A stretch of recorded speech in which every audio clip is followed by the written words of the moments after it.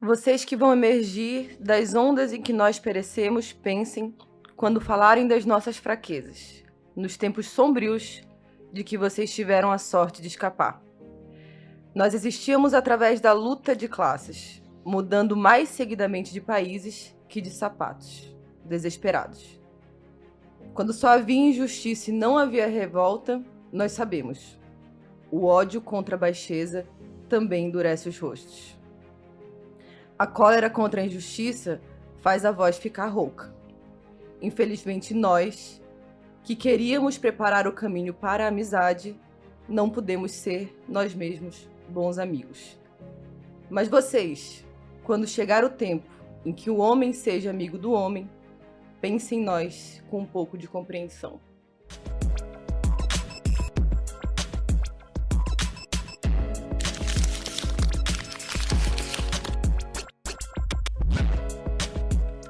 Olá, esse é o primeiro conteúdo do canal Laboratório Luta de Classes, Direito e Cultura. Eu sou a advogada Kelly Borges. Olá, sou o jornalista Marcelo Dornelles Coelho, com uma trajetória profissional de pouco mais de 35 anos e também esporadicamente músico. Conosco estão o advogado Rogério Viola Coelho, de longo caminho percorrido, marcado pela elaboração jurídica a favor de servidores públicos e das classes trabalhadoras, organizador do núcleo de estudos a partir do qual foi pensado este canal para debater história, política, direito e cultura. Aqui com a gente também tem o Mário Azeredo, dirigente do Partido Socialista e Liberdade, da corrente Fortalecer o PSOL. Escritor, parceiro da historiadora Berna Menezes, um militante estudioso e autodidata. O jornalista Marcelo Passarella, que é autor de 2 textos, do livro que nós escrevemos, ele não poderá participar do debate por razões de ordem profissional. O livro ele vai ser lançado no dia 23 de julho, que é uma quinta-feira, às 7h30 na Associação Pagu, que fica Rua Olavo Bilac, 738, quinta-feira, 23 de julho, às 7h30. Particularmente, gostaria de dizer que para o ensaio que eu escrevi acerca da elaboração do Antônio Gramsci, recebi na preparação do texto o olhar acadêmico de 2 professoras, a quem agradeço as contribuições, que são as professoras Cleiva Aguiar e Maria Cristina Dornelles, ressaltando que os erros, contribuições e omissões do texto são exclusivamente meus. Vocês vão encontrar nos ensaios do livro não só uma visão de como o fascismo serviu a grande burguesia industrial da Itália e da Alemanha, aos proprietários de grandes extensões de terras na Itália e na Alemanha, as classes dominantes, enfim, daqueles países, mas todo um nexo quanto ao que há de comum com a ascensão atual da extrema-direita e algumas hipóteses sobre como vai se desenrolar o conflito do neofascismo com a democracia no Brasil. Por último, nos brindou com a apresentação a historiadora Berna Menezes, da Direção Nacional do PSOL, que inclusive escreveu, junto com o Mário Azeredo, que participa deste debate, o ensaio sobre a elaboração do revolucionário ucraniano-russo Leon Trotsky acerca do fenômeno do fascismo. Acho que é bom apresentar um pouco, então, a história de construção desse livro, né? Acho que nosso caminho, inclusive, nossos caminhos se cruzam muito a partir da produção desse livro, que, na verdade, é o resultado do laboratório, que foi um grupo de estudos construído, por isso o nome do canal também, em homenagem a esse grupo de estudos que foi construído, idealizado pelo Rogério, que está aqui, mas que tinha esse objetivo principal de entender, não só estudar, mas entender o fascismo hoje, né? Entender o que a gente estava vivendo naquele período ali, acho que era 2023 que começou o grupo de estudos, né?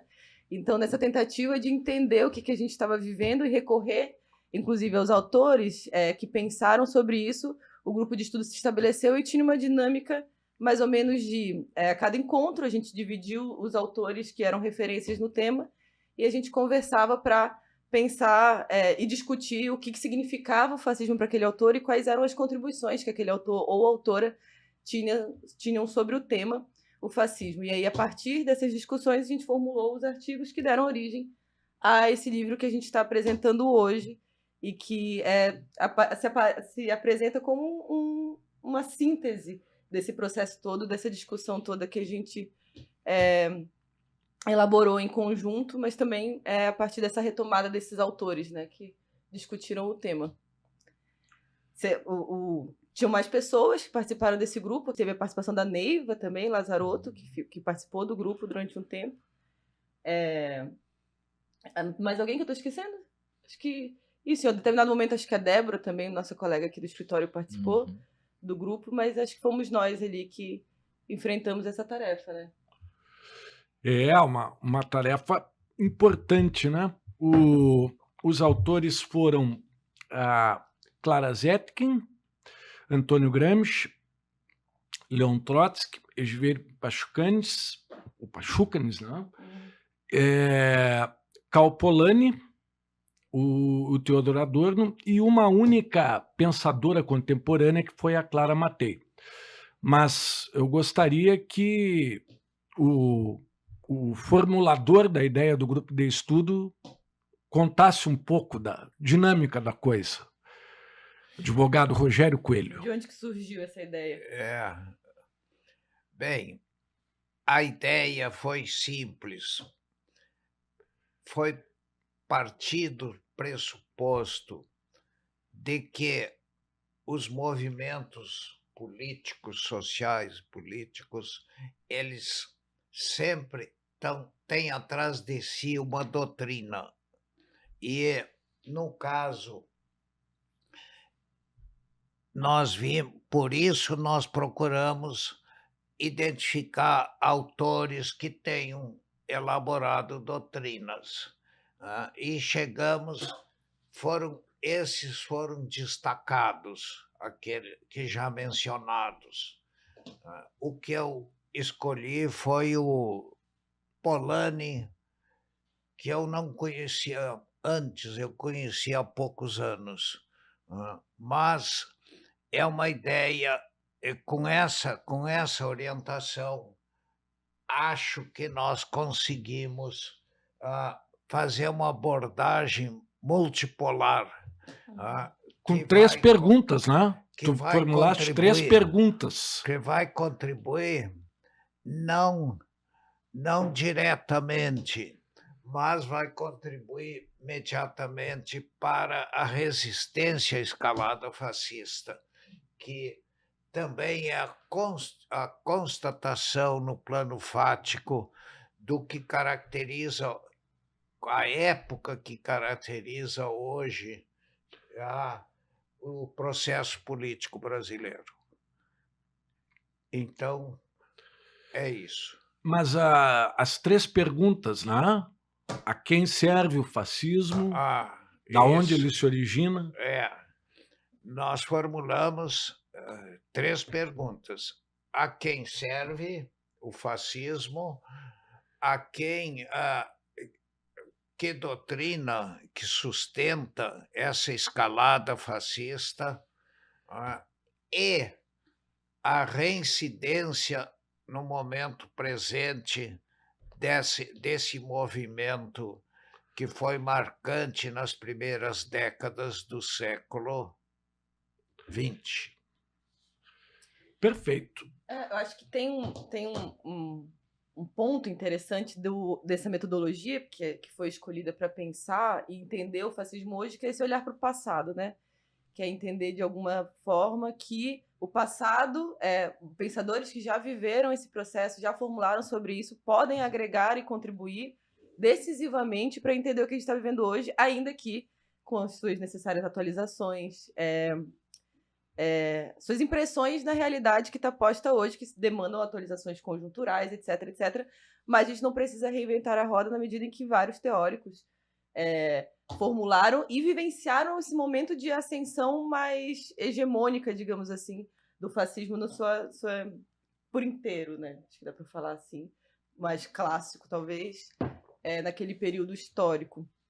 E aí a tentativa de olhar para o passado para aprender com o passado e formular sobre o futuro também. Foi Olha, eu só quero completar.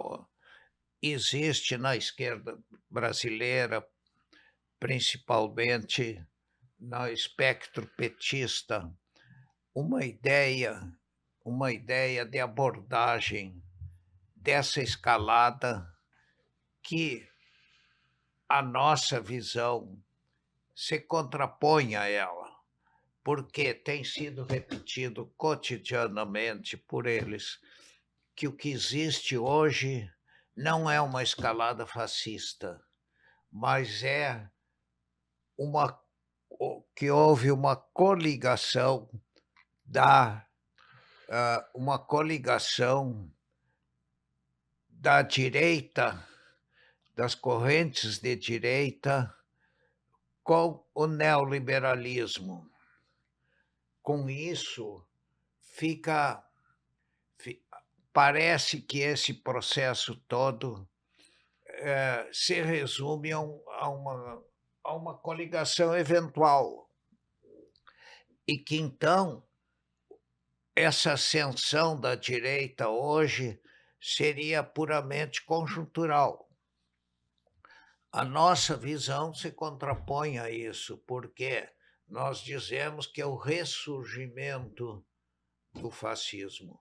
E por isso nós fomos buscar os que formularam a crítica e cujas doutrinações estão presentes hoje.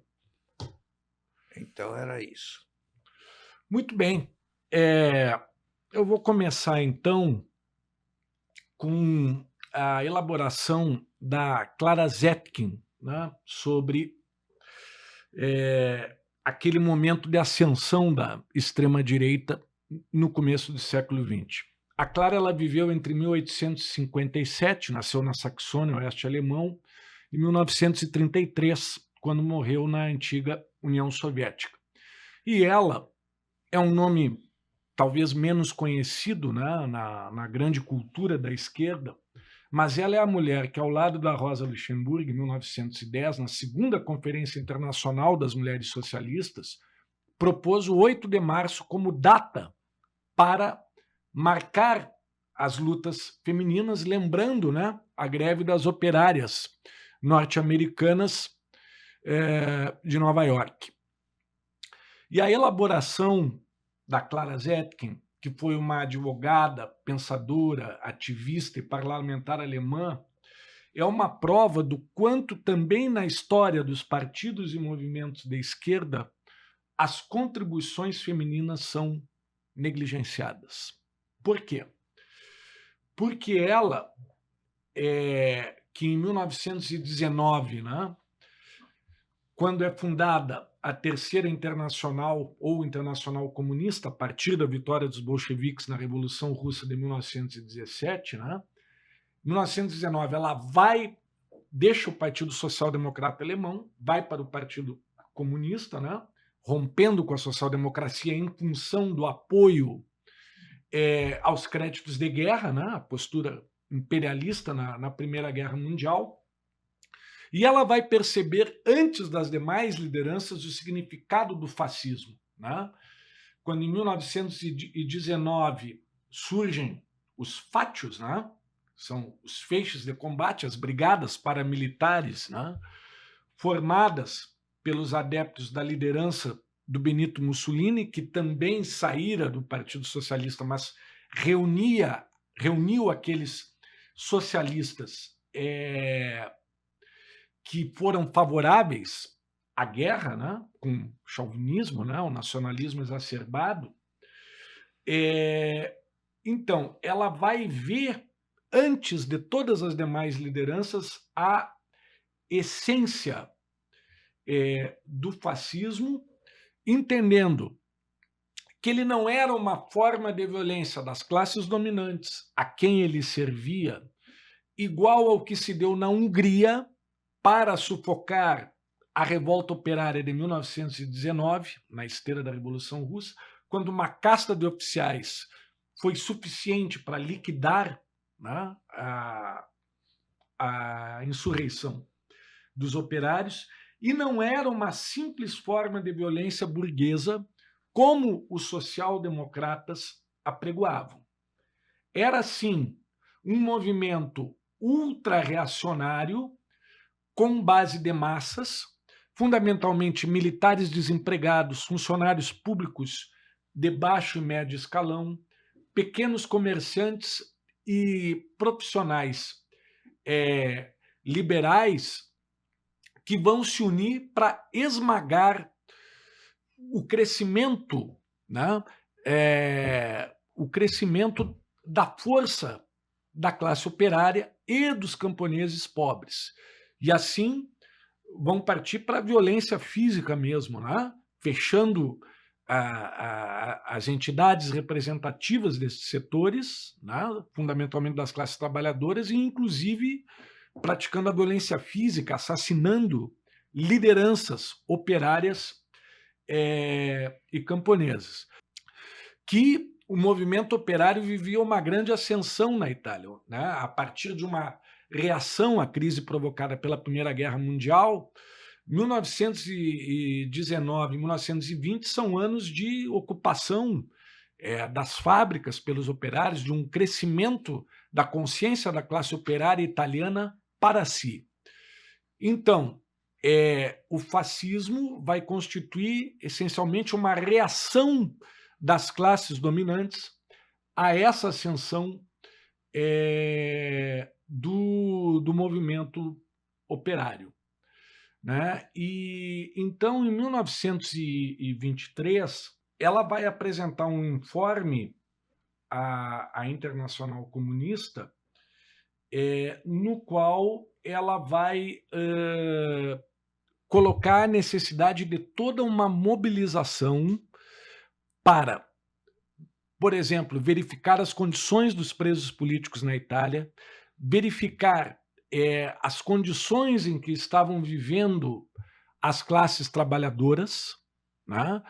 E vai chamar uma mobilização internacional. Num primeiro momento, a Terceira Internacional acolhe o princípio dela, o princípio que ela sugere, né, de que será necessário unir todos os setores ligados às classes trabalhadoras, fundamentalmente social-democratas e comunistas. Logo em seguida, a Terceira Internacional vai adotar uma linha esquerdista, dizendo que a social-democracia e o fascismo eram faces da mesma moeda, portanto, isolando, né, os comunistas nessa luta contra a ascensão da extrema-direita. Ela vai manter esta defesa de um programa comum, de uma união de todos os setores das classes trabalhadoras até o final da sua vida nos anos 30. Né? Sendo que a Terceira Internacional só vai mudar de posição sobre isso lá no meio da década de 30, começam a se formar frentes populares na Europa, né? Já num outro momento. Um detalhe importante, isso no ensaio eu procurei mencionar, é que a Clara ela vê na União Soviética a materialização daquilo que poderia ser já uma alternativa socialista concreta para empolgar, inclusive, a base do fascismo, né? E o que me parece aí, eu faço essa analogia no ensaio, é que Desculpa, Marcelo. havia Pode aí, explicar? Eu não sim, entendi muito bem.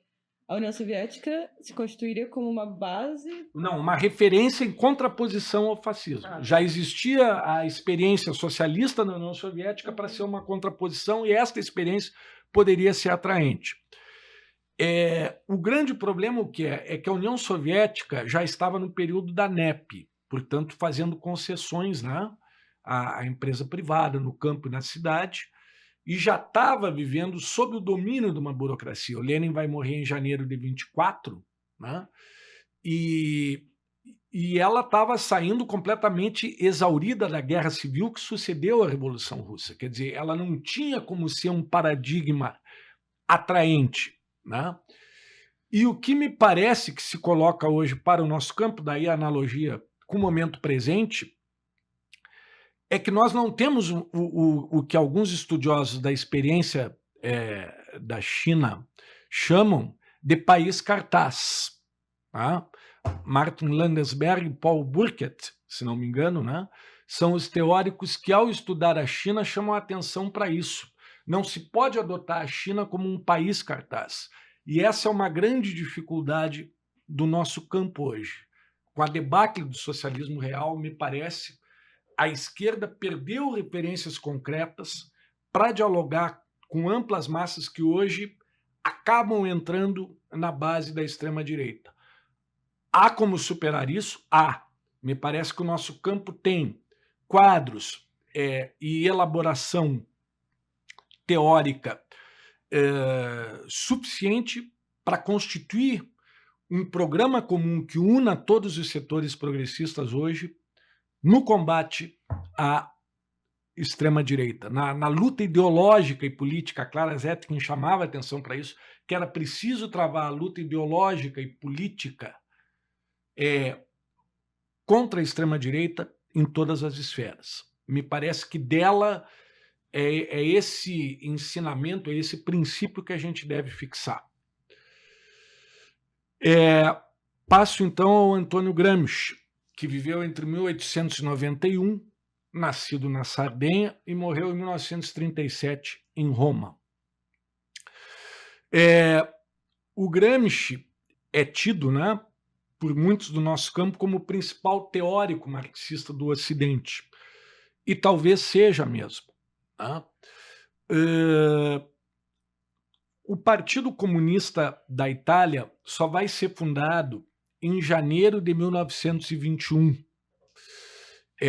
Portanto, quando o fascismo já estava em ascensão, liquidando, né, toda aquela força do movimento operário anterior, no qual, inclusive, o Gramsci tem grande papel, né, através do jornal Leonino Novo, ele elabora muito sobre o movimento de ocupação das fábricas, né, considerando que os conselhos de fábrica talvez pudessem cumprir um papel análogo aos sovietes da Rússia, né, os soviets na Rússia, e rapidamente ele vai perceber o desastre da orientação esquerdista da Terceira Internacional. Embora em um primeiro momento ele até subestime um pouco o fascismo, né? Digamos assim, tem um artigo centrado no Lenin, onde ele fala muito dos aspectos caricaturais da liderança do Mussolini, vamos dizer assim, e que o fascismo ele mexia no Estado basicamente para fazer experiência, para entender as suas engrenagens. Mas ele vai mudar esse entendimento com Palmiro Togliatti. Em 1926, ele escreve as teses de Lyon, na França, onde ele avança na compreensão do fascismo como uma resposta, primeiro, das classes dominantes no campo da Itália, e depois como a constituição de uma central totalitária unindo partido e Estado e uma máquina de repressão para assegurar o domínio violento das classes dominantes, né? O Partido Comunista da Itália se reúne em Lyon já pela total falta de condições de segurança na Itália, né? O fascismo chegou ao poder com a Grande Marcha em outubro de 1922, quando 40 mil militantes fascistas marcham até Roma, né? O rei garante o Mussolini como primeiro-ministro. Em 1925, a ditadura fascista havia se consolidado com a constituição da polícia política, com a determinação de que, tendo 2/3 do parlamento, somente a ultradireita mandaria. Bem, Então, nestas teses, o Gramsci começa a rever essa orientação esquerdista. Porém, chama atenção também para o programa demagógico do fascismo, que prometia taxar o grande capital, assegurar pensões, né, para aposentados e inválidos, e faz tudo ao contrário, né, em nome da contenção no orçamento ou da austeridade, o conceito que a Clara Matei vai trabalhar com maestria, né, nós vamos ver isso no próximo conteúdo. Mas só que estas teses de Lyon, elas contêm uma ilusão, ao mesmo tempo que elas são proféticas, no sentido de entender que a Itália e a Alemanha, tendo chegado tarde à corrida imperialista, por terem se unificado apenas na reta final do século XIX, teriam que adotar políticas expansionistas, né? E o Gramsci e o Togliatti afirmam que a Itália, inclusive, seria mero joguete, né, nas mãos da Alemanha, que era uma potência, seria uma potência mais poderosa nesse contexto, caso, né, os nazistas tomassem o poder na Alemanha, como vão conseguir tomar, de maneira que, embora haja todos esses elementos nessa elaboração, está nelas também uma ilusão de que as classes trabalhadoras poderiam reagir logo contra o fascismo, coisa que não acontece. Importante dizer que em 1929, depois da crise econômica, o fascismo vai mudar a sua economia política, né? Vai passar a trabalhar com um plano diretor, o Estado fascista começa a controlar muito mais a economia, já preparando a guerra, o que inclusive vai fazer com que o Karl Polanyi, né, vá colocar o fascismo como um modelo que se contrapõe ao outro modelo tradicional do capitalismo de livre mercado. Bem, no ensaio, eu considero importante trabalhar com uma categoria que o Gramsci vai explorar muito depois nos cadernos do cárcere, né, já preso, que é a categoria da hegemonia, o conceito da hegemonia. A hegemonia é a direção ideológica, política e cultural de um setor sobre o conjunto da sociedade, ou a capacidade de um setor de conduzir, né, a sociedade como um todo em torno de algumas ideias, alguns valores, algumas propostas com desdobramentos políticos concretos. E aí eu penso que a gente deve se voltar um pouco para a ditadura militar brasileira. Eu uso a categoria que o Florestan Fernandes sintetizou no livro dele, que é famoso, A Revolução Burguesa no Brasil. E é um ensaio onde ele caracteriza a ditadura militar brasileira como um modelo autocrático burguês no capitalismo periférico. O que me parece é que a ditadura, inclusive porque ampliou direitos sociais, levando-os para o campo, e que inteligentemente trabalhou com um modelo pseudo-democrático no que se refere ao sistema eleitoral, com 2 partidos, só fechando o parlamento quando lhe convinha. A ditadura militar brasileira, ela não pode ser caracterizada como fascista, mas ela foi, sim, um modelo autocrático burguês, como chama o Florestan Fernandes, que fomentou o protofascismo, né? Ela permitiu, de fato, que os seus agentes militares, civis, nos aparatos de repressão, né, aniquilassem tanto quanto pudessem as forças de resistência ao regime. Mas, justamente porque ela, inclusive com a crise que vai pôr fim ao modelo do milagre econômico no início da década de 70, Seus expoentes viram o quê? Que não teriam como consolidar uma hegemonia, não teriam como reduzir o grau de coerção e extirpar definitivamente, como chamavam, as ideologias estranhas ao caráter nacional. Então, esse cultivo do protofascismo também a gente deve considerar crucial para entender a força que a extrema-direita adquiriu no Brasil, assim como a incultura política generalizada, a diminuição drástica da classe operária organizada com a desindustrialização, um fator estudado academicamente, inclusive, né? A religiosidade exacerbada, né? Explorada por líderes religiosos inescrupulosos, não são todos, evidentemente, que são, né? Mas a gente sabe que existe todo um incentivo ao individualismo, né? todo um trabalho de fazer com que as pessoas desprezem a luta coletiva por uma melhora do padrão de vida, né? A educação pública ainda com uma qualidade baixa. Esse conjunto de fatores torna o Brasil dotado de um caldo de cultura ideal para a extrema-direita, no meu entendimento. Segundo Márcio Postman, né, a gente está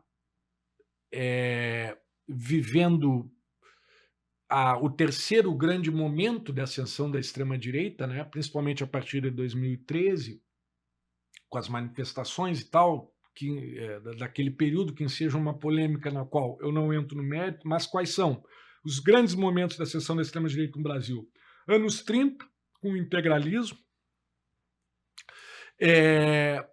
o período imediatamente anterior ao golpe de 1964, com uma articulação orgânica muito forte da burguesia, dos donos, né, dos grandes meios de comunicação na época, né, com os tecnocratas, que vão ter um papel proeminente na ditadura, né, uma articulação desses setores com os militares que leva ao golpe, leva à derrubada de Jango.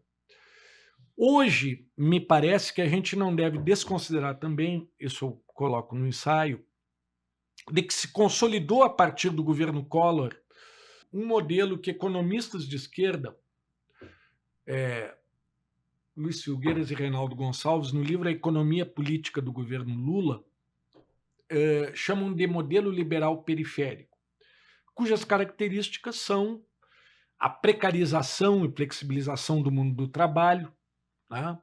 O domínio do capital financeiro, a vulnerabilidade externa do Brasil, que fica refém das commodities, né, como principal produto exportado, e a perda de capacidade estratégica do Estado com as privatizações. Fundamentalmente, nem o governo da extrema-direita, do apologista de torturadores, nem os governos petistas foram capazes de romper com o modelo liberal periférico. E isso também cria, no meu entendimento, esta possibilidade que é uma grande ameaça para o nosso campo, né, de uma aliança permanente do neofascismo com o neoliberalismo. Porque se tem como manter a extrema-direita enquadrada dentro desse modelo, tanto faz que ela seja ligada àquilo que a gente pode considerar o submundo do capital, as milícias, né, a parte do agro que desmata a Amazônia, pouco importa isso, porque o modelo é suficientemente sólido para se sustentar. Finalizando, me parece, eu tracei 3 cenários no ensaio, me parece que o que está se configurando é o terceiro. O primeiro seria de um sucesso retumbante do governo Lula, avançando para um reformismo forte, né? Colocando, por exemplo, propostas como a taxação das grandes fortunas. Isso, para mim, levaria a um enfraquecimento da extrema-direita. Não foi possível, não se deu. Um segundo seria o fracasso absoluto do governo Lula, não aprovando, por exemplo, nem a reforma tributária que fez com que o sistema ao menos deixasse de ser um escárnio, né? Com a proposta que isentou trabalhadores que recebem até R$ 5.000 do imposto de renda e taxou mais os super ricos. Né? O governo Lula 3, para mim, não pode ser considerado um fracasso. Então, o que é que nós temos? Nós temos um terceiro cenário. O segundo cenário fortaleceria a extrema-direita. O terceiro cenário, que para mim é o que está se configurando, é o fato de que o governo Lula conseguiu alguns avanços, buscou, inclusive, uma identificação maior com as classes populares, né? Não só aprovando esta mudança do sistema tributário, como também lutando pelo fim da escala 6x1, né? Embora talvez tardiamente, né? Mas o fato é que essa disputa pela hegemonia no Brasil continua completamente aberta. E a extrema-direita não perdeu a direção do outro lado, né? A direção do lado que se contrapõe ao petismo, que se contrapõe ao nosso campo. O Estado Democrático de Direito do Brasil, ainda que tenha sido aprovada a redução da dosimetria para os golpistas no Congresso, justamente como união de toda a direita, civilizada e extrema, né? O Estado Democrático de Direito no Brasil deu provas de aumento da sua solidez, da sua robustez, mas o fato é que a disputa eleitoral de 2026 ela ainda tem resultado muito incerto, para não falar na correlação de forças nos parlamentos e na disputa dos governos estaduais, onde a extrema-direita adquiriu muita força.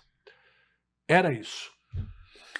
Olha, o laboratório já conseguiu um grande feito, foi recuperar o dissenso perdido.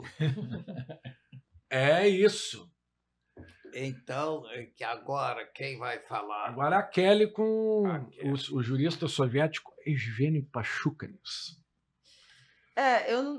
A minha apresentação é mais introdutória, assim, mas no sentido de que eu acho que tem debates a serem feitos e aí a gente consegue colocar para ranger aspectos dessas teorias quando a gente se defronta com problemas práticos aqui do presente e do futuro, né?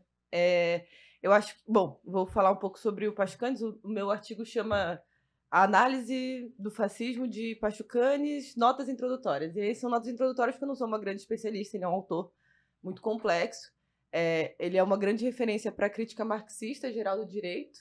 Ele tem um livro que chama acho que a Teoria Geral Marxista do Direito, e aí ele tem uma grande contribuição na percepção do direito, mas na teoria daquilo que ele se propõe a formular, que é fazer essa relação entre forma e conteúdo para a gente entender o que diferencia determinada forma social de qualquer outra forma social, né? Qual que é o ponto central que é daquilo que dá o salto de qualidade de uma forma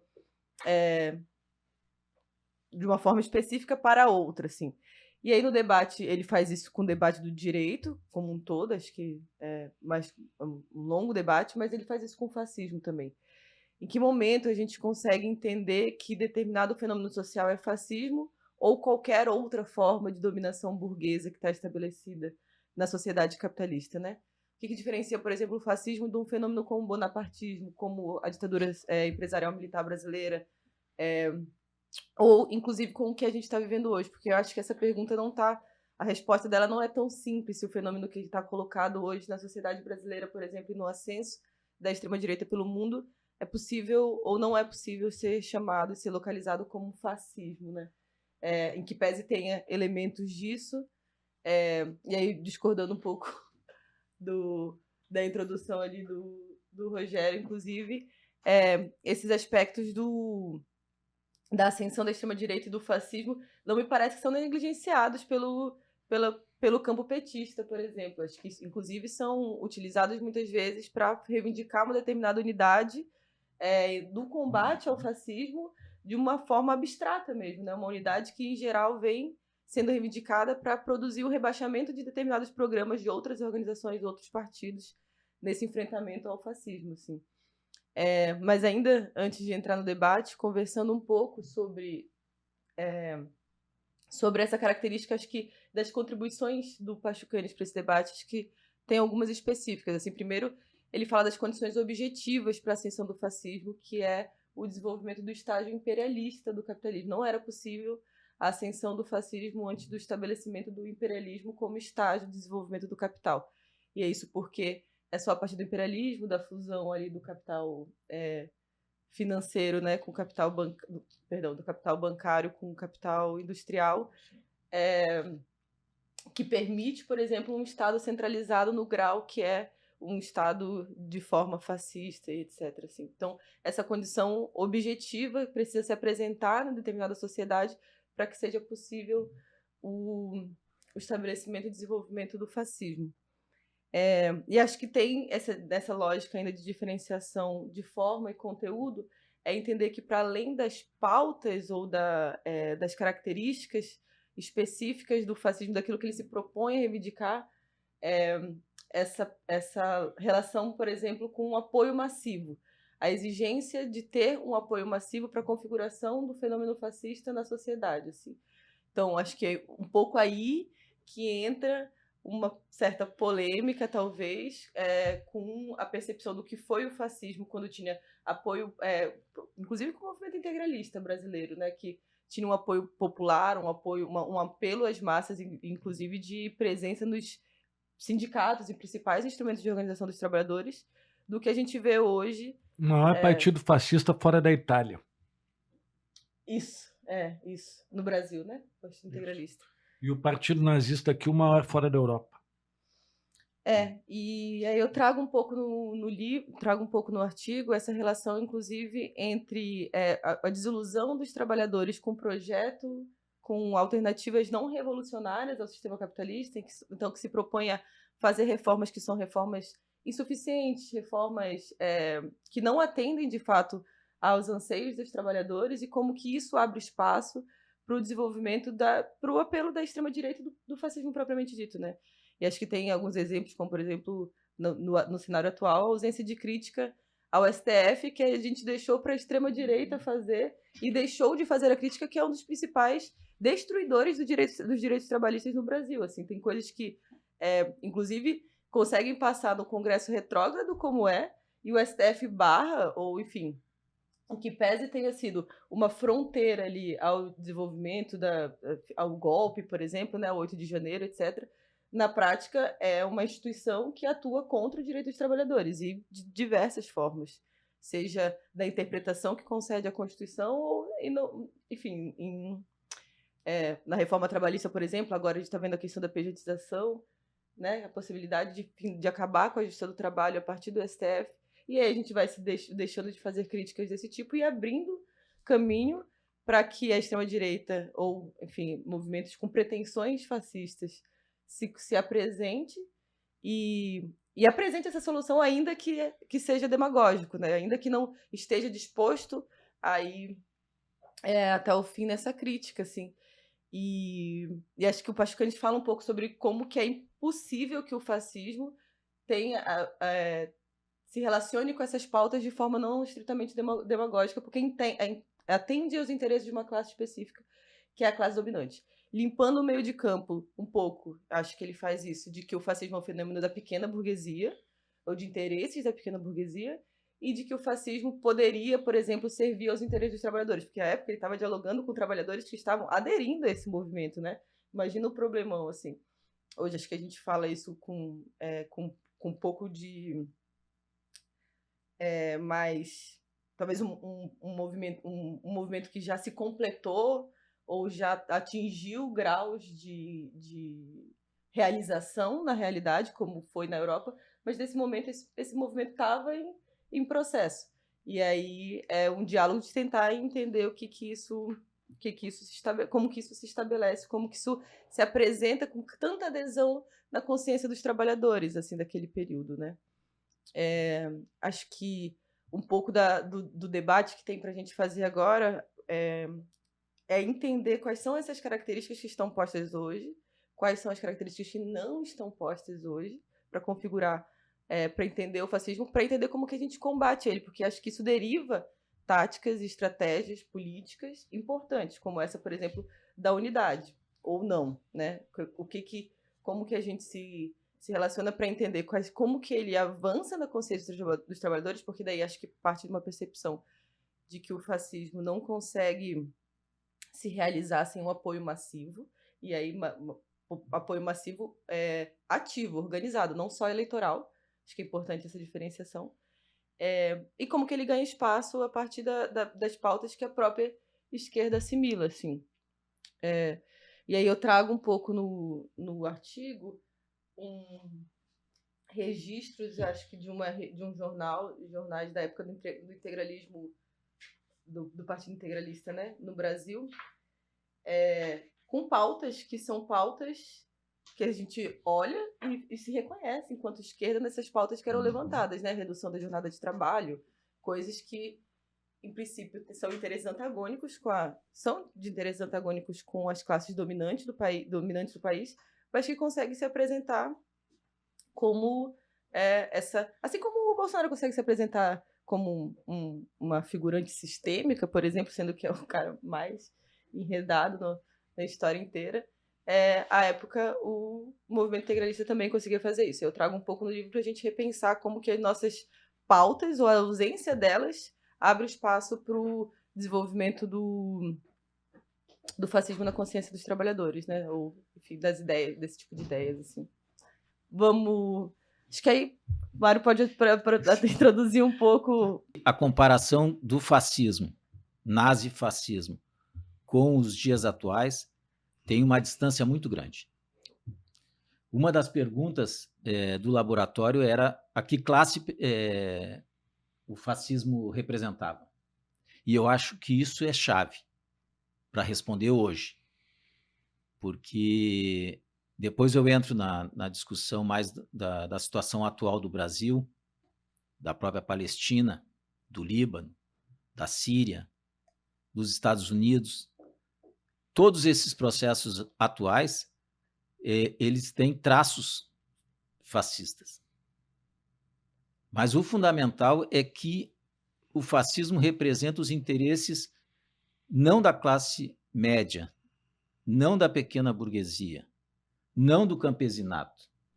Ele representa, lá nos anos 20, representa os interesses do grande capital.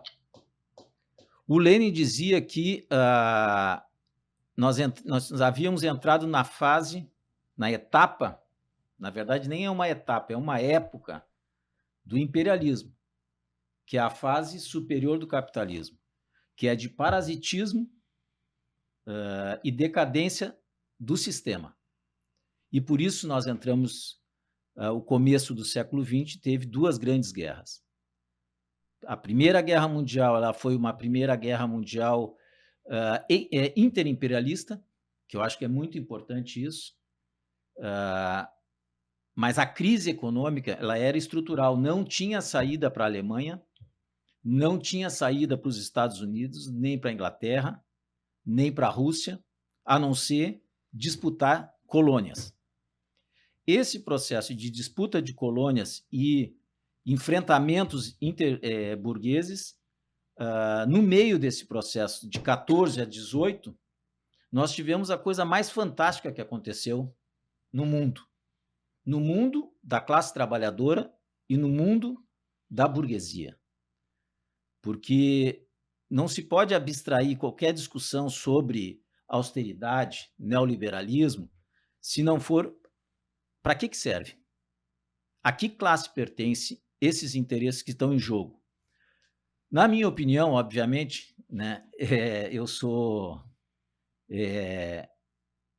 um trosco de 45 anos de militância, então, obviamente que tudo que eu vi e li sobre o Trotsky coloca uma exatidão sobre a leitura do século XX que nos arma até hoje, até a queda da União Soviética e do Muro de Berlim.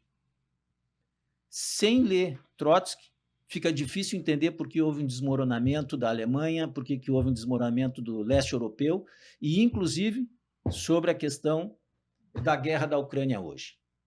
Sem ler Trotsky fica mais difícil compreender. Todo mundo pode estudar e tentar chegar às conclusões que o trotskismo tem. Mas foi com base no que o Trotsky escreveu, na experiência que ele teve no século XX, é que facilita o entendimento do que acontece hoje no mundo. O Trotsky foi o primeiro presidente do Soviet de Petrogrado. Isso não foi qualquer coisa, isso foi em 1905, num processo revolucionário gigantesco, com 50 milhões de camponeses dizendo não ao czar, ao rei da Rússia, a um setor historicamente ultrapassado, mas que com muito poder. Era o setor que garantia o conservadorismo na Europa e no mundo. Os exércitos do czar sempre foram parte do assombro do leste europeu.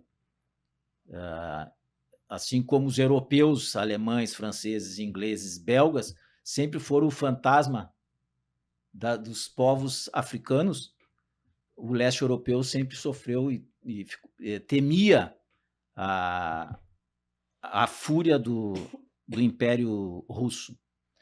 Mas a Revolução de 5, o Trotsky coloca como o grande ensaio, que era o grande ensaio da Revolução. E ele dizia que a Revolução era uma revolução com caráter proletário, porque a burguesia era reacionária naquele momento. A burguesia não teve capacidade de se constituir como uma burguesia francesa que botou na guilhotina a família real. A burguesia não teve capacidade, como na Inglaterra, de negociar, mas impor regras para a aristocracia feudal. Então era uma burguesia muito covarde, muito pequena, mas covarde na Rússia. E coube a classe operária dirigir o processo de milhões de pessoas, não só em 1905, como em 1917. O que está em jogo, na minha opinião, que nós vamos depois discutir, que está no meu ensaio, que é o Trotsky escreveu um livro, que é a base do nosso estudo, que é Revolução e Contra-Revolução na Alemanha. E não é qualquer coisa esse estudo que ele fez, porque ele deu uma batalha no Partido Bolchevique, na Terceira Internacional Comunista, para que se fizesse o máximo para não deixar os nazistas tomar o poder na Alemanha. E a social-democracia e o próprio Cominter, a direção dos comunistas, já sob controle do Stalin, tinha uma visão muito equivocada e beirando a traição, que é colocar que a social-democracia era social-fascismo. Botava um sinal de igual entre os fascistas e a social-democracia. E eu utilizo uma parte dos textos do Trotsky no meu ensaio, porque eu acho que é muito importante caracterizar o presente sobre o próprio petismo, sobre os diversos partidos do nosso período agora, que se colocam como progressistas, de esquerda, democrático, etc., mas que não entram num debate real da necessidade de transformação social. Então, se tu não tens um plano de transformação, um programa de transformação social que atenda os interesses da ampla maioria da população, obviamente que as massas desesperadas vão à direita. Então, a caracterização do Trotsky é que o nazifascismo representa, sim, o capital financeiro internacional em crise, porque estão em crise ainda, neste momento entraram numa crise brutal, desde de 2007 e 2008, mas lá naquele período, quando teve o enfrentamento na Primeira Guerra Mundial, houve uma crise profunda que ela foi desembocar só em 29, que daí entrou na Segunda Guerra Mundial. Mas a saída, que é uma contradição, porque a Clara Matei, depois nós vamos entrar na Clara Matei, a Clara Matei diz que ela estudou a Inglaterra e a Itália. E ela diz que 19 e 20 foram os anos vermelhos, né? Eu trabalho com 17 e 24, os anos vermelhos, porque foi ali que teve a Revolução Russa, foi ali que teve revoluções derrotadas, mas muitas revoluções, na Áustria, na Alemanha, entende? E esse processo revolucionário fez com que tivesse a necessidade de ser aplastada a organização da classe trabalhadora. Tu consideras os anos vermelhos 1917 a 1924? Isso. E Clara Matei, 19 e 20, porque ela estudou a Alemanha e a Itália no auge. A Inglaterra e a Itália. A Inglaterra e a Itália. Mas o processo Rosa Luxemburgo fez uma tentativa de revolução, um processo grande, que acabou até sendo assassinada. Então, mas é importante entender o que aconteceu. O fio condutor não passa só da austeridade. É a representação de uma crise profunda e que a burguesia, para rebentar a cabeça da classe trabalhadora, criou um regime que não é um regime, não é uma coisa de um grupo de pessoas só. São interesses da classe dominante internacional. E por isso que a discussão sobre o neofascismo que a gente colocou no livro, ele abre uma janela muito grande de preocupações que nós temos, porque o capital financeiro internacional, o Lenin diz, ele é parasitário e decadente. Aí todo mundo passou, pelo menos os que estão de cabelo branco aqui, passaram boa parte da nossa vida olhando gente dizendo que os Estados Unidos era o modelo da democracia, que os Estados Unidos é o país avante, etc, etc, etc. E tudo ao contrário. Quem olhar as estatísticas dos Estados Unidos vão ver. Os Estados Unidos é um país decadente. Agora eles estão dizendo que Elon Musk, que é o bilionário, o trilionário, que é a propaganda americana que os Estados Unidos, o capitalismo deu certo. Não, é o contrário. O Marx já dizia que a concentração e a centralização de capital é um processo histórico do capitalismo. E que numa parte vai ter a concentração e a outra vai ter miséria absoluta. Os Estados Unidos, mais de 50 milhões de pessoas vivem na miséria absoluta. Nos Estados Unidos, até hoje, as pessoas que perderam suas casas em 2007 e 2008 continuam morando em barraca, em trailer. Milhões de pessoas drogadas. Milhões de pessoas afetadas pela violência policial do ICE, que é a nova polícia, a Gestapo americana, construída para reprimir imigrantes, mas não só imigrantes. Há um avanço na tentativa do capital financeiro internacional de calar as massas. E no livro, no nosso ensaio, a gente coloca 2 exemplos do que pode estar acontecendo com a comparação do fascismo dos anos 20 com o que acontece agora. Um é o Brasil e outro é a Palestina. O exemplo palestino é o mais vergonhoso que tem. Eu coloco que a régua moral da nossa geração é as pessoas fazerem de conta que não existe um genocídio no Oriente Médio. Óbvio que a mídia corporativa ocidental toda faz de conta que não existe. É uma vergonha o que acontece. Tu liga a TV em qualquer lugar, tu vê a internet, as propagandas, os, entre aspas, especialistas, todos eles mentem descaradamente ou não entram no debate do genocídio do povo palestino, do povo libanês. O Chakra, ele a família dele é síria, é libanesa. Então ele fazia de conta que não acontecia nada com a Palestina. E que Israel tinha que dar aquele discurso, né, da Globo, de que Israel estava fazendo porque tinha o Hezbollah e o Hamas, que eram terroristas. E, na verdade, não são terroristas, são resistentes. Resistem ao colonialismo imperialista americano, antes inglês, americano, francês, e agora o próprio Israel, que é um submarino do Ocidente dentro do Oriente. Então, eu coloco esse exemplo para mostrar que a Palestina é um experimento do que eles estão querendo fazer no mundo, porque tem muita crise. E o Brasil, eu trabalho, inclusive, sobre o Plínio Salgado, porque o Plínio Salgado ele tentou 2 golpes, muito, muito interessante. O Hitler, em 22, tentou um golpe. 23, né? Putsch. Isso. Putsch, em 23. Ele foi condenado, que parece, a 6 anos de cadeia. Ficou 6 meses. O Plínio Salgado deu 2 golpes no Brasil. Foi condenado e foi viver na Europa. E o sem vergonha do Bolsonaro tentou um golpe. Está condenado, né, em prisão, dentro da sua casa, tranquilamente.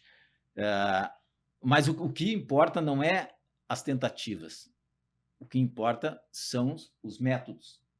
Uma das perguntas é como é que chegaram os nazifascistas e como estão tentando fazer agora para chegar no poder.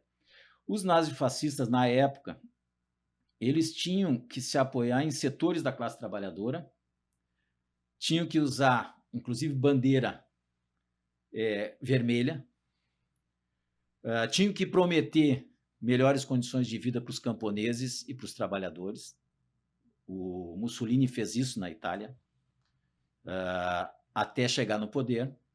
Depois mandou a classe trabalhadora para casa, os camponeses para casa, e ele mesmo, Mussolini, disse, o Trotsky relata isso, que o Mussolini disse que a classe média, a pequena burguesia, era incompetente, era incapaz de dirigir um Estado.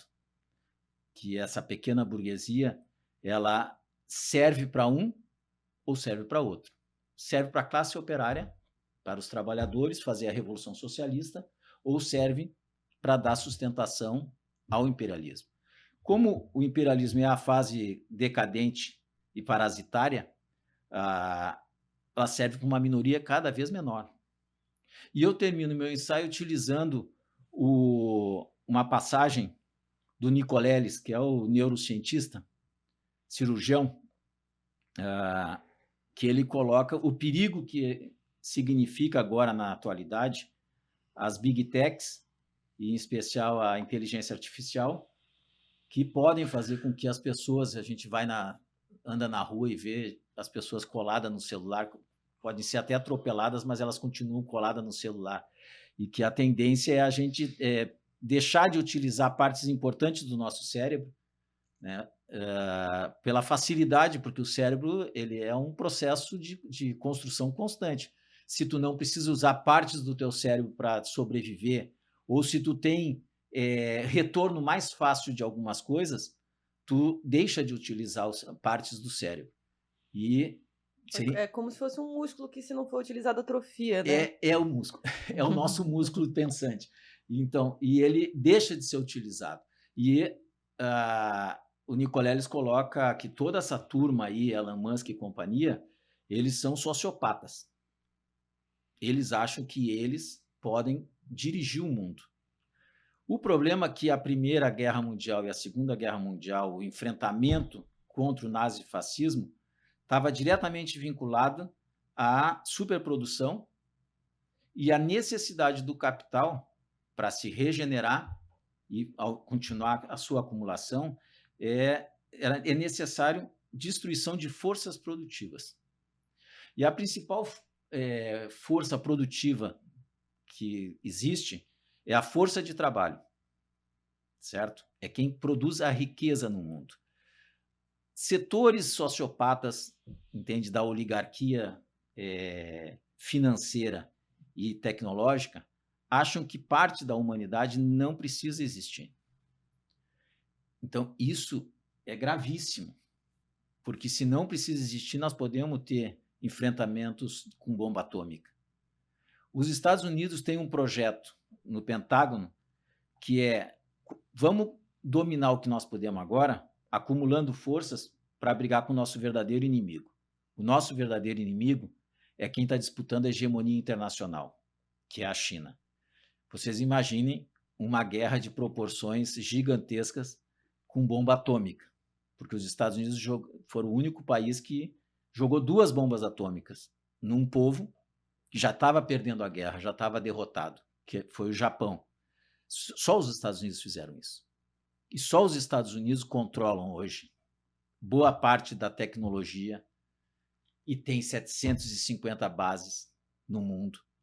Os Estados Unidos deram um golpe agora, em janeiro, na Venezuela, e ninguém falou nada.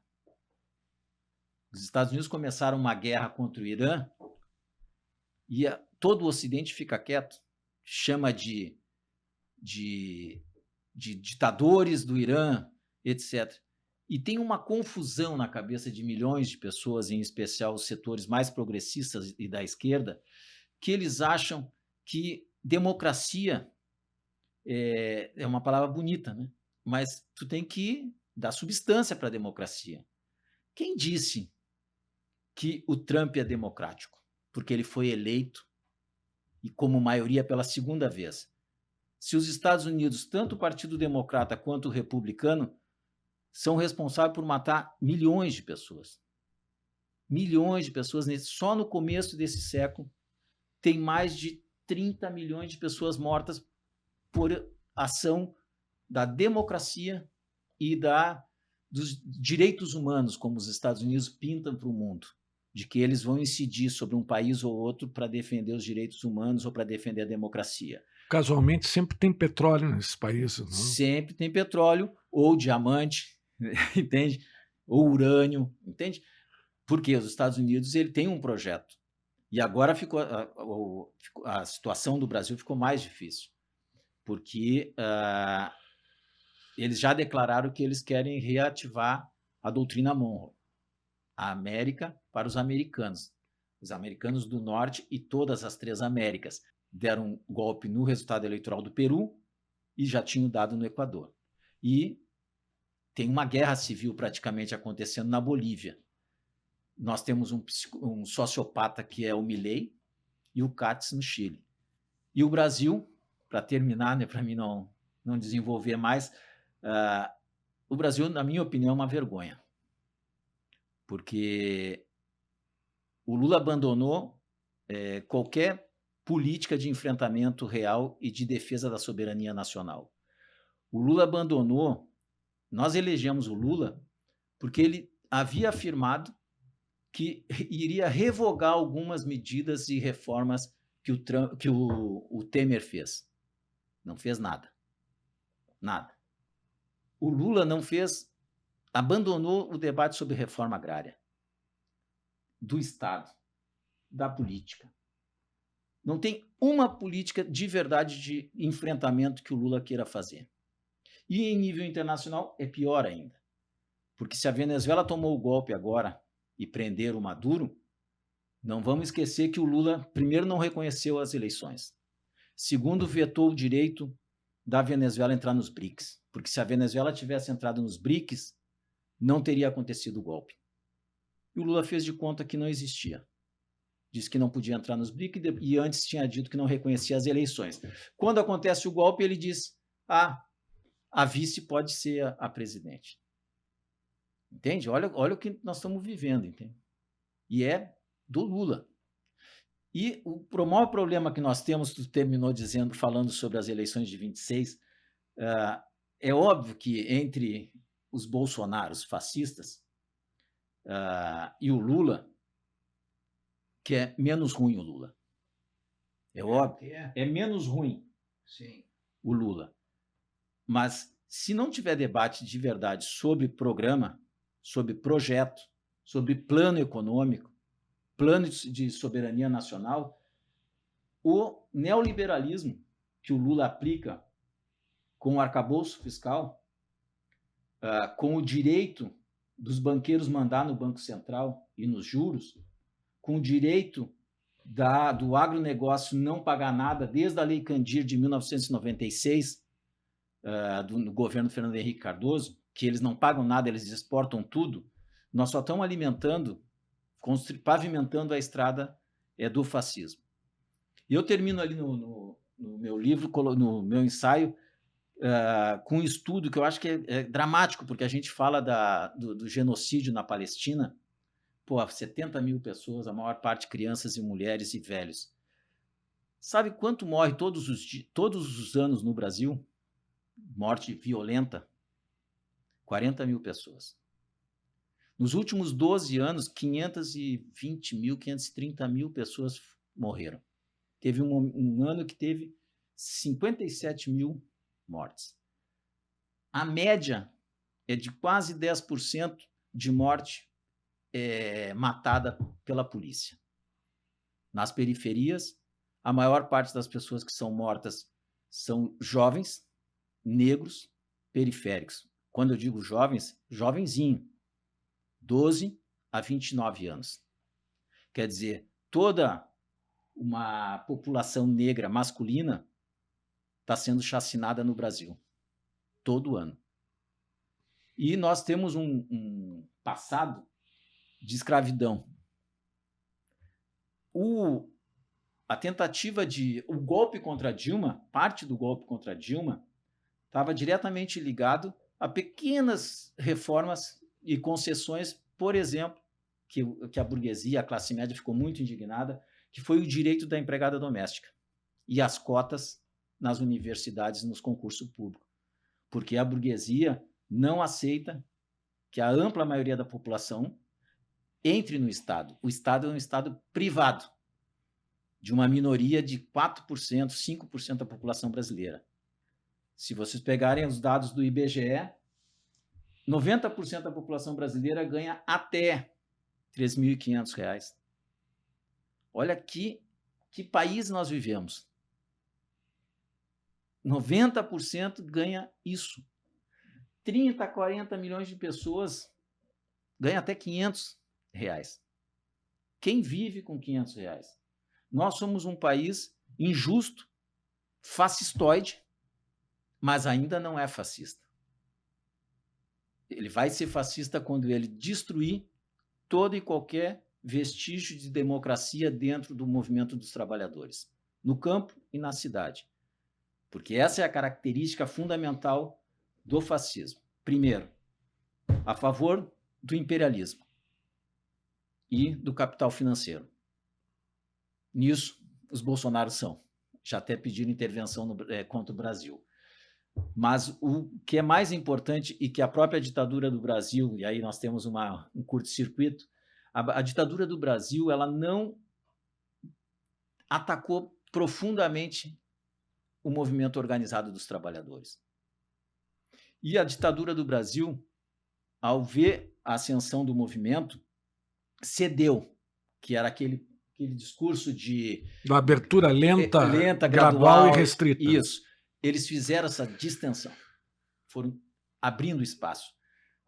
O nazifascismo, o Hitler se matou, certo?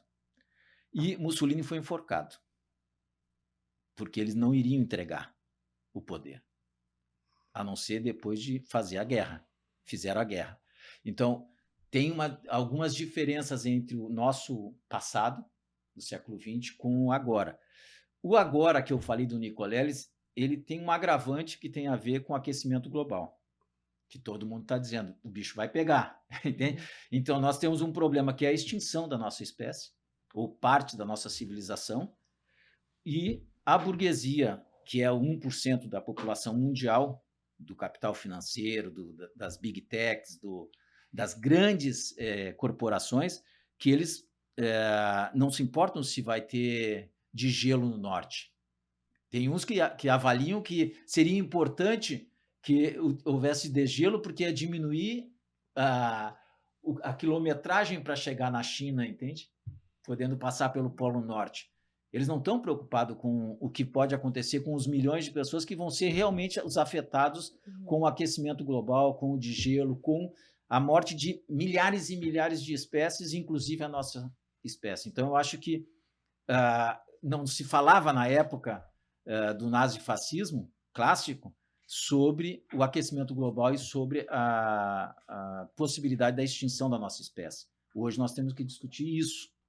O futuro da humanidade precisa ser preservado. E a única forma de preservar, na nossa avaliação, é com a Revolução Socialista, a expropriação dos expropriadores, a expropriação das big techs, a expropriação do grande capital financeiro, a expropriação do agronegócio. Sem ter expropriação e sem ter plano, a humanidade vai para o buraco. E eu acho que é interessante porque nós caracterizamos no nosso ensaio que a China é um país de capitalismo de Estado. E a China, ela só pode ser o que ela é hoje, depois de 40 anos, está disputando com os Estados Unidos e ser o maior exportador do mundo e ter capacidade de fazer uma base na Lua, ela só pode fazer isso porque ela fez a Revolução em 49. A China tem características que são do socialismo, que é a terra é pública do Estado. O comércio exterior é controlado pelo Estado. Os bancos, os 4 maiores bancos do mundo são chineses, mas nenhum está fazendo especulação financeira mundial. Todos são estatais. Todos são estatais a serviço do financiamento público para o Estado, para a sociedade. Então, isso é muito importante.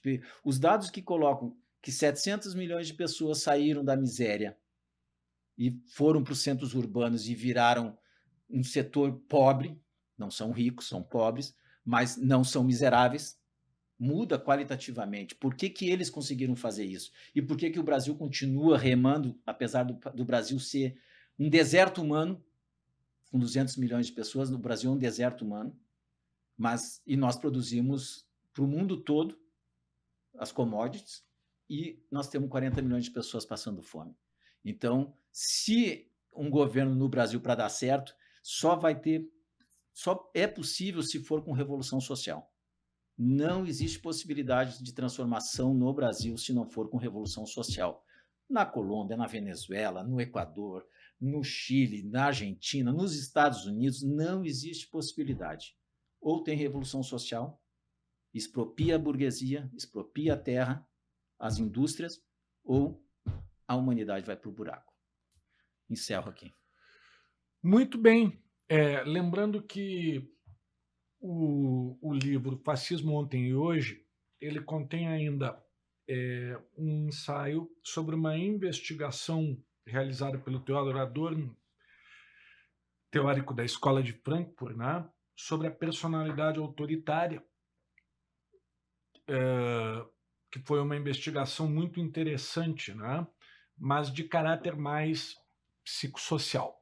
Com a ausência do Marcelo Passarella, nosso camarada do Núcleo de Estudos, que escreveu o texto, nós optamos por deixá-lo de fora do debate, mas é uma contribuição a mais que você vai encontrar no livro.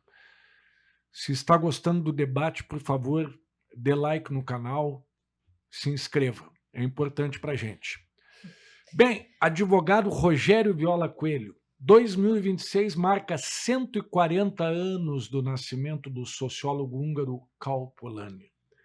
Conte-nos sinteticamente sobre o que ele formulou acerca do fascismo. O Polanyi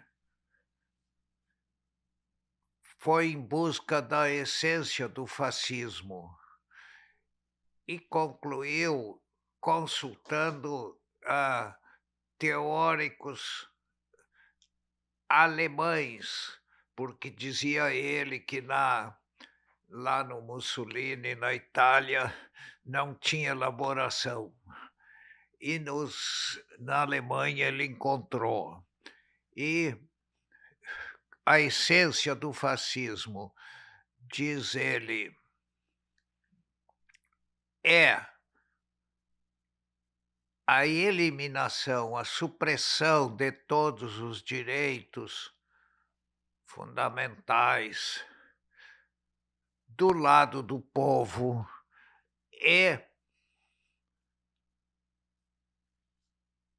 o segundo, objetivo era eliminar fisicamente o que ele chamava de defensores dos direitos, aonde ele arrola, inclusive, setores da igreja e setores, porque sabe-se que a igreja apoiou o nazifascismo, então são setores da igreja que defenderam o individualismo e as correntes socialistas que já existiam no continente europeu. Feito isso, então, só que o segundo objetivo, que era a eliminação física dos defensores dos direitos, possivelmente só seria conseguida com a ruptura institucional, assumindo um governo tirânico e, portanto, a trajetória política do partido, tanto do partido fascista como o partido nazista, foi isso. Primeiro, chegar ao poder pelas regras das instituições, a democracia formal. E depois de chegar ao poder, a escalada na direção da ruptura institucional para agir, não é, sem limites e chegar à realização deste segundo objetivo. É interessante ver a conjuntura em que se deu isso. Como você sabe, o Mussolini chegou ao poder na década de 20 do século XX, lá por 2000, aliás, por 1922. 1922. E o Hitler só em 33. Mas o Hitler já tinha tentado antes um assalto ao poder e fracassou. Mas, nesse período, como que chegou, é interessante ver como cresceu a coluna fascista, que o Mussolini, qual foi a lógica para criar esse movimento. E aí também já revela o segmento social que conduzia esse movimento. O Hitler, aliás, o Mussolini partiu da ideia de que o Estado italiano era um Estado proletário, porque enquanto os outros países europeus tinham colônias para explorar a matéria-prima e usar como mercado cativo, a França, aliás, a Itália não tinha.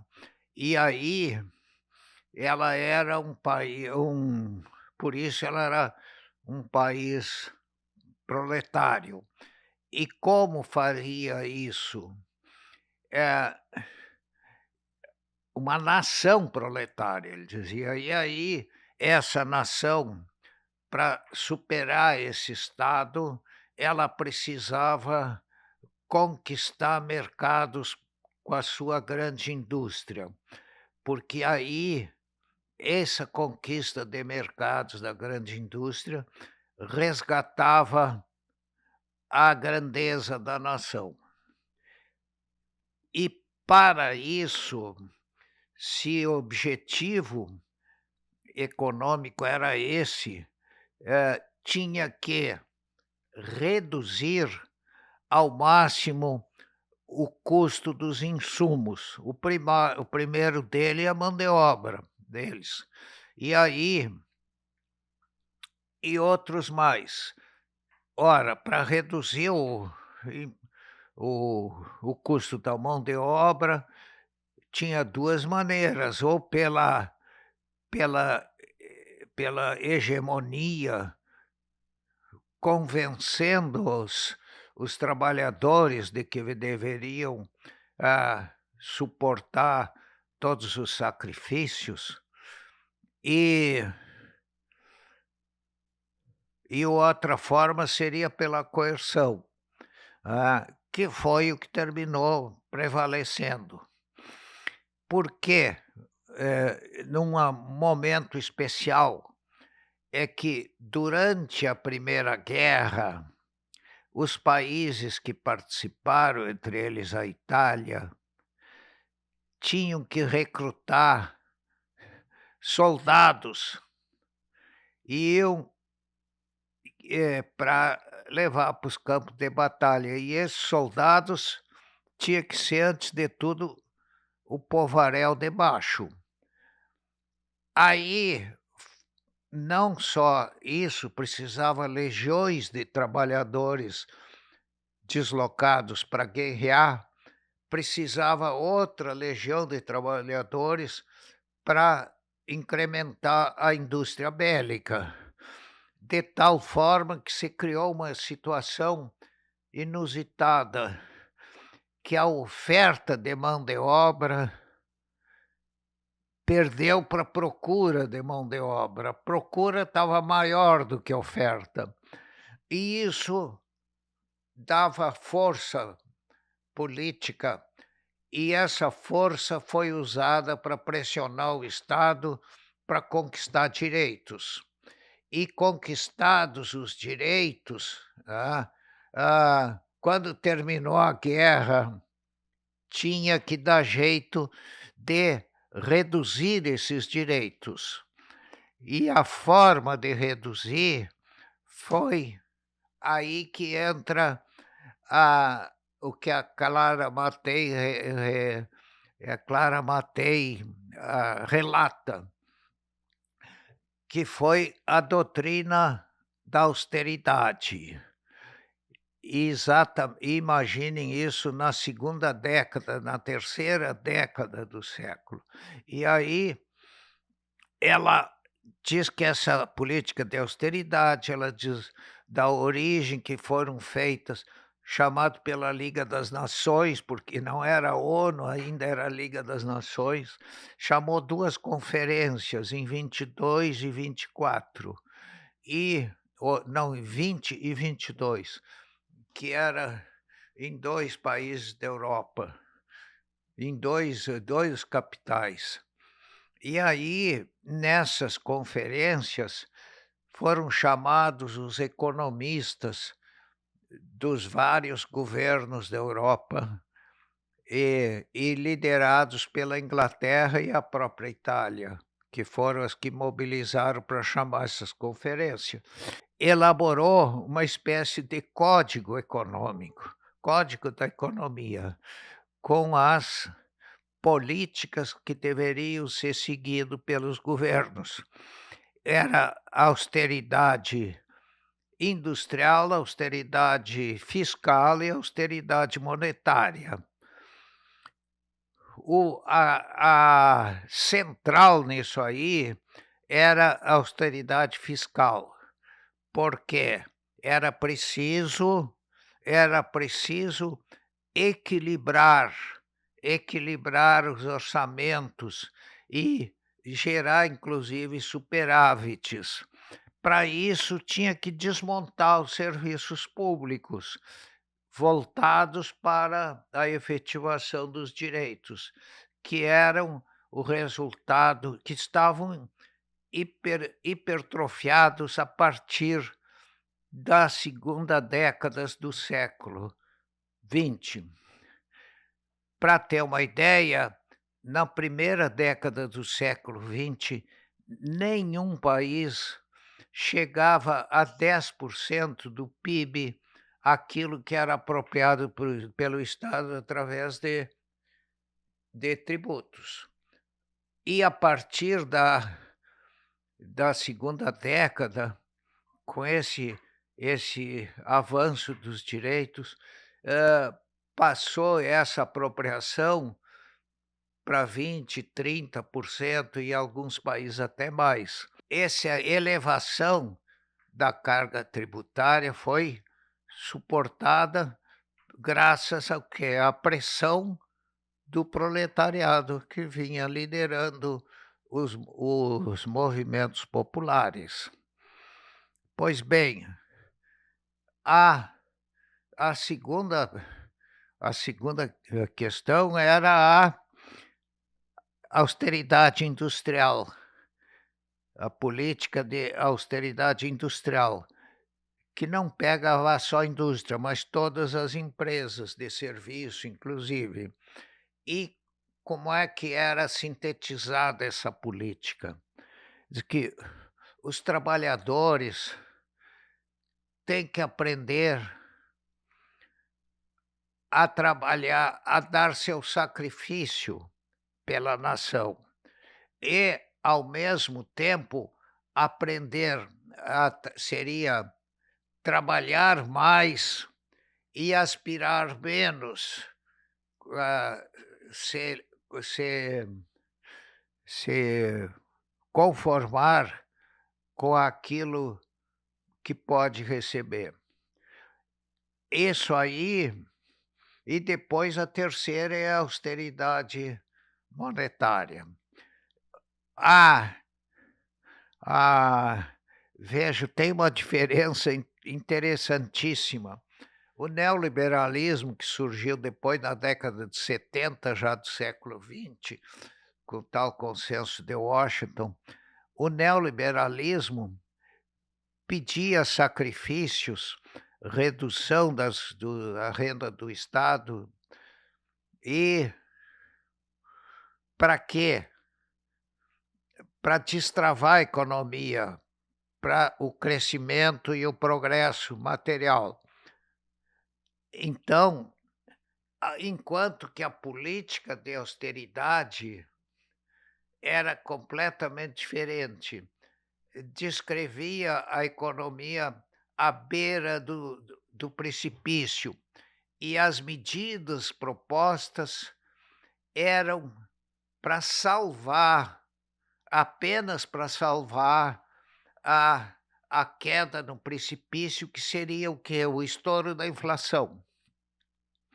E aí trafegou tudo isso aí. E daqui um pouco chega a Segunda Guerra Mundial, que daí já é outra história. Mas as políticas de austeridade voltaram no fim do século, depois que se esgotou o neoliberalismo. E isso está documentado.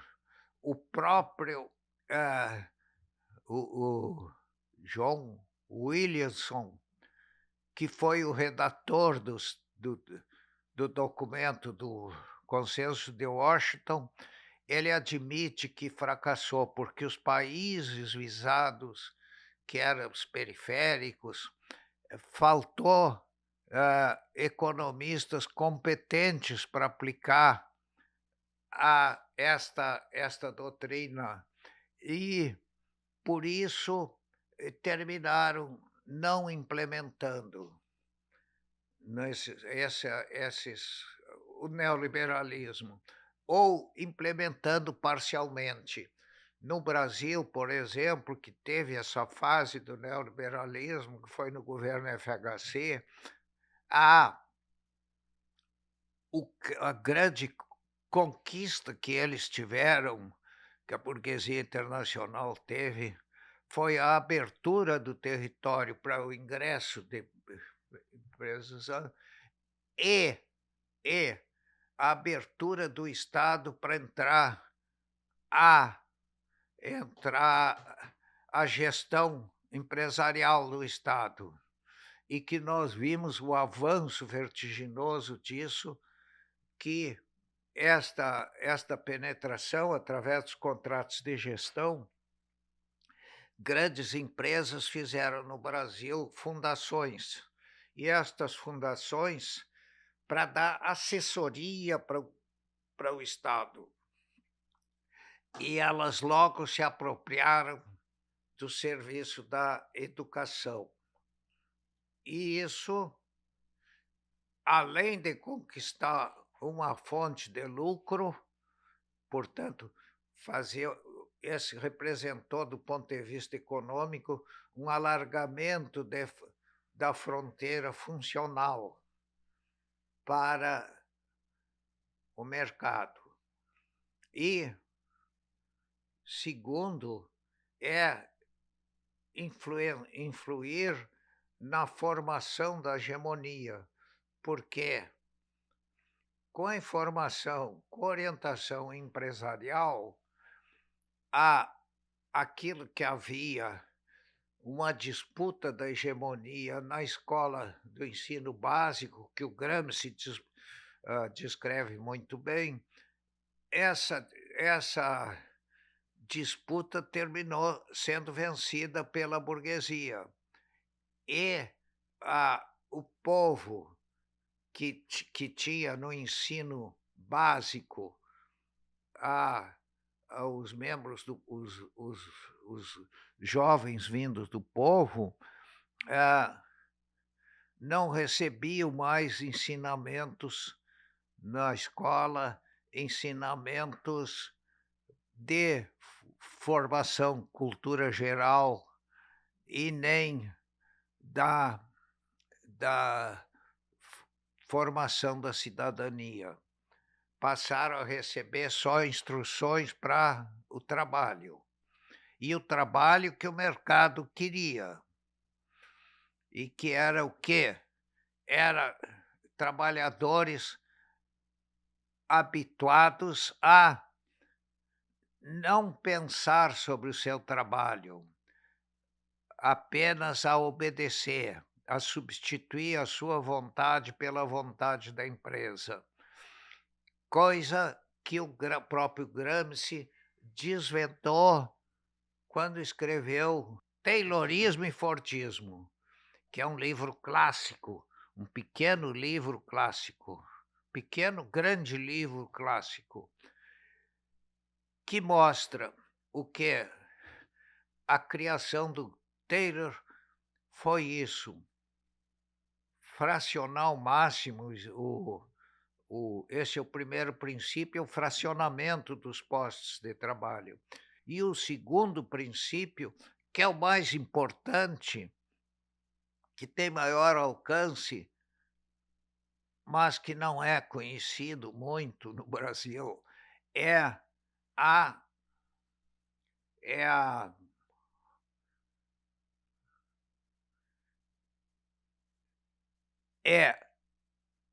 a separação entre o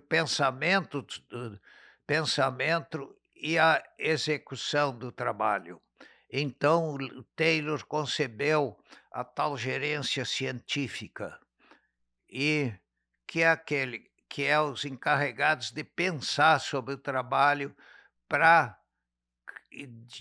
definir até os movimentos que os trabalhadores tinham que fazer nas esteiras. E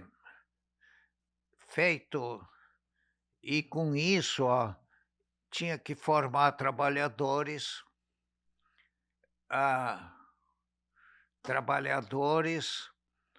capazes, preparados para obedecer.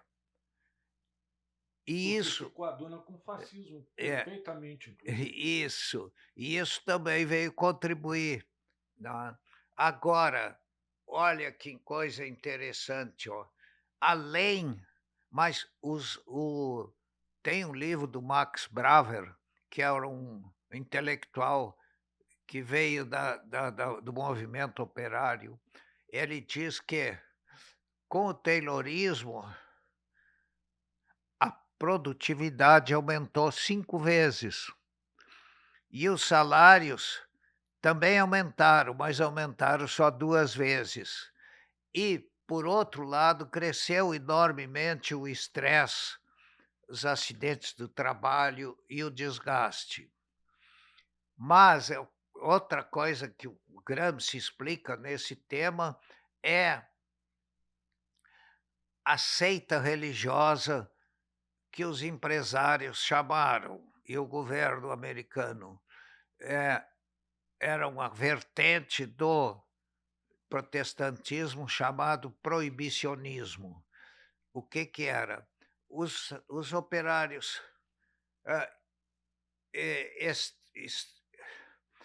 estressados no fim de semana, no dia 1 de descanso, eles saíam direto para beber. E muitas vezes, na segunda-feira, falhavam, porque estavam curando ressaca. Então, era preciso conter essa tendência dos trabalhadores. E aí o proibicionismo era exatamente isso: proibir tudo que não convinha para os trabalhadores fazer. Isso. E, por último, nesse mesmo texto clássico, o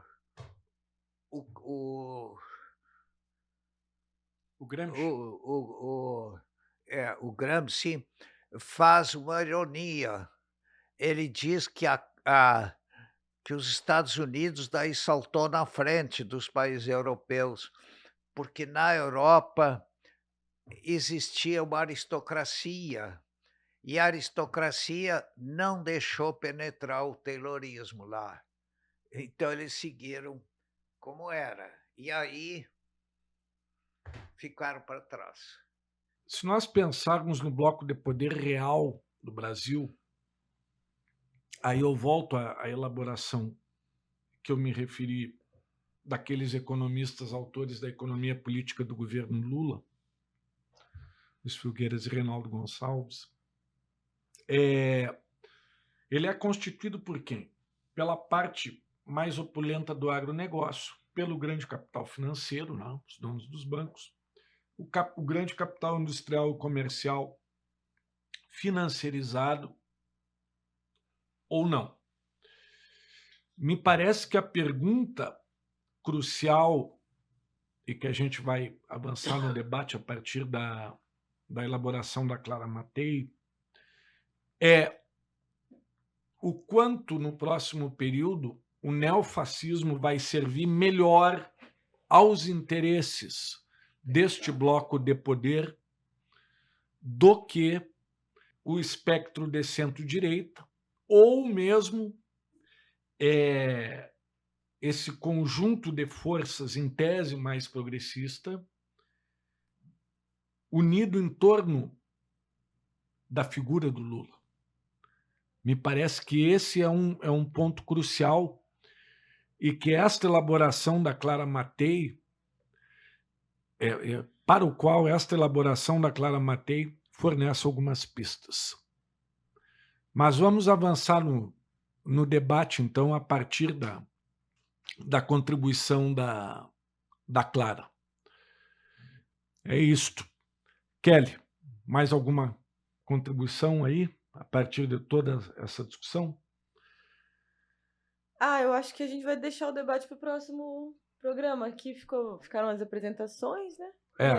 Já temos. Acho que a Clara Matei vai acrescentar muitos elementos ao que a gente já situou aqui. Não estender mais também a duração, eu acho que a gente pode deixar. Tenho várias considerações a fazer, mas acho que podemos deixar para o próximo vídeo, para o próximo programa. Está certo. Se você gostou desse debate, por favor, deixe o seu like e se inscreva no canal para ficar atento às notificações. Nosso canal é Laboratório Luta de Classes, Direito e Cultura. Até o próximo. Como? Não sei se o Mário quer fazer considerações. Alguma consideração ainda, Mário? Não, eu tenho um acordo que... Podemos ir, né, para o próximo conteúdo. Muito bem. Até lá, então, e acompanhe as notificações do canal.